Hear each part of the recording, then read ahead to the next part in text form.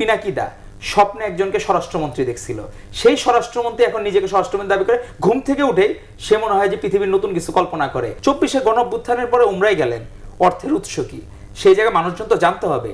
আপনি আপনার খালি খেজুরের হিসাব দিলেন, বড় উমরার হিসাব দিলেন না, হজের হিসাব দিলেন না, বাড়ি গাড়ির হিসাব দিলেন না, সিন্ডিকেট এবং প্রধানমন্ত্রীর কিছু নতুনত্ব আছে যেগুলো মানুষকে ছুঁয়ে গেছে, কিন্তু সিন্ডিকেট এবং আন্ডারওয়ার্ল্ড।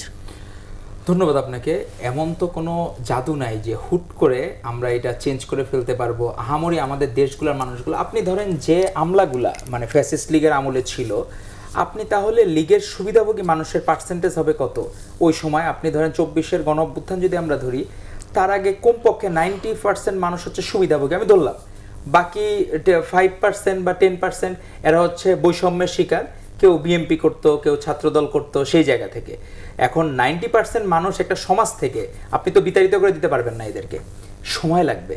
এখন আপনি যদি আমাকে সময় না দিয়ে বলেন আমরা ভালোর জন্য চর্চা করব, আমার ভাই যেটা বললেন, আমরা দেখলাম এই যে কিছুদিন আগে যে হইলো যে শিক্ষার্থীরা এইচএসসি আমাদের ভাই বোনেরা, এদের তো উদ্দেশ্য অবশ্যই অনেস্ট ছিল, অবশ্যই একটা অনেস্ট উদ্দেশ্য, এবং ছাত্রদল এই প্রথম তার সরকার ক্ষমতায়, সে নিজে সেখানে তার সরকারের যে মতামত বা তার বিপরীতে যে সে একটা মতামত দিয়েছে, মানে বিপরীত মতামত দিয়েছে শিক্ষার্থীদের পক্ষে। কিন্তু সেই জায়গায় দেখলাম আমাদের ভাইদের তো মানে মানে হয়তো বা 1 বছর হবে ভাইদের, আপনাদের ছাত্রশক্তি প্রতিষ্ঠার পর 1 বছর হবে। এখন সেখানে দেখলাম এই যে জাতীয় ছাত্রশক্তির যে জামালপুর জেলার সংগঠক মাহিন, সে নিজেকে এইচএসসি পরীক্ষার্থী দাবি করে সে ওখানে একটা নেতৃত্ব দেওয়ার মতো একটা জায়গায়। এখন এই জায়গায় তো মানুষজন তখন মনে করবে যে ঠাকুর ঘরে কেড়ে আমি কলা খাই না। মাহিনের বিরুদ্ধে এখন ভাইরা কোনো ব্যবস্থা নিয়েছে কিনা, কারণ সে ফার্স্ট ইয়ারের শিক্ষার্থী, সে ঘরে পড়ালেখা করবে, সে তো আর ফ্যান ক্লাবের সদস্য হওয়ার দরকার নাই যে এইচএসসি ফ্যান ক্লাবের আমি মেম্বার হই, আমার বড় ভাইদের পরীক্ষা বাতিল হলে আমার খুব লাভ। এই সমস্যা হলো এই জায়গাটায়, আমরা ভালোর জন্য চর্চা করব। আরেকটা জায়গায় আমরা দেখলাম আমাদের এক সাংবাদিক চ্যানেল 24-এর, উনি একটা স্টেটমেন্ট দিয়েছেন এই যে বন্যার সময়ের নিয়ে, মানে যে ওই সময় যে ত্রাণ দেওয়ার বিষয়টা নিয়ে ওনার স্টেটমেন্টটা একদম পরিষ্কার যে এনসিপির যে এখানে নামও উল্লেখ করা আছে, এই জায়গায় আপনি চাইলে দেখতে পারবেন, এখানে উল্লেখ করা আছে যে এনসিপির হাসনাত আবদুল্লাহ সাধারণ মানুষের আবেগ নিয়ে যে খেলাটা খেলে তাকুবি করে 2-3 ট্রাকে 300-400 নেতাকর্মী নিয়ে ভাঙা রাস্তার উপর ট্রাক চালিয়ে রাস্তাগুলোকে আরো ভেঙে দিয়ে আসছে, কারণ ট্রাকগুলোতে বানভাসী মানুষের জন্য কোনো ত্রাণই ছিল না। বাঁশখালীর শেষ মাথায় ছনুয়া ইউনিয়নের সন্ধ্যা নাগাদ পৌঁছালেন এনসিপি কর্মীরা, এখনো 3 ট্রাক ভর্তি নেতাকর্মী, কোনো ত্রাণ নাই। সন্ধ্যা গড়িয়ে রাত হয়ে গেল, দেখলাম কয়েক প্যাকেট ত্রাণ নিয়ে একটা নৌকায় উঠানো হয়েছে, এক নৌকাতে এনসিপি নেতারা, অন্য নৌকাতে সাংবাদিকরা, সাথে কয়েকজন নেতাকর্মী। নৌকাতে যখন নেতাকর্মীরা বেশি উঠে গেল, নৌকা এদিক সেদিক দুলছে, তখন চিৎকার দিয়ে বললাম এনসিপি নেতারা আমার সাথে কয়েক লাখ টাকার ডিভাইস, এভাবে চাওয়া সম্ভব না, আমি নেমে যাব।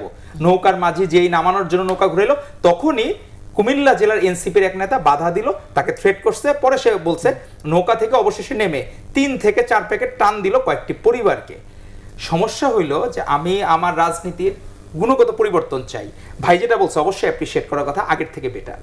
কিন্তু আমরা বাকিদের কাছ থেকে যা যা দেখতেছি, আমাদের যারা এদের কাছ থেকে তো আমরা 24-এর গণঅভ্যুত্থানে আমরা তো ড্রাইভিং সিটে তাদেরকে বসিয়েছিলাম, তাদের সরাসরি স্ট্যাটাস 17 তারিখ আমাদের মাননীয় প্রধানমন্ত্রী জনাব তারেক রহমান তার ভেরিফাইড ফেসবুক থেকে শেয়ার দিয়েছিলেন বৈষম্য বিরোধী ছাত্র আন্দোলনে, যে আপনারা সবাই মাঠে নেমে আসুন, এটাই শেষ সময়।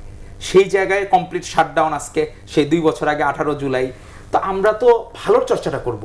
এখন এই যে আমি দেখলাম আমাদের ভাইরাই একসাথে কাঁধে কাঁধ মিলিয়ে আমরা সংগ্রাম করেছি, লড়াই করেছি, তাহলে ভালোটা তো আমাদের মাননীয় প্রধানমন্ত্রী আন্তরিকভাবে কাজ করছেন, তাদেরই আরো যারা আছে ভাইরা।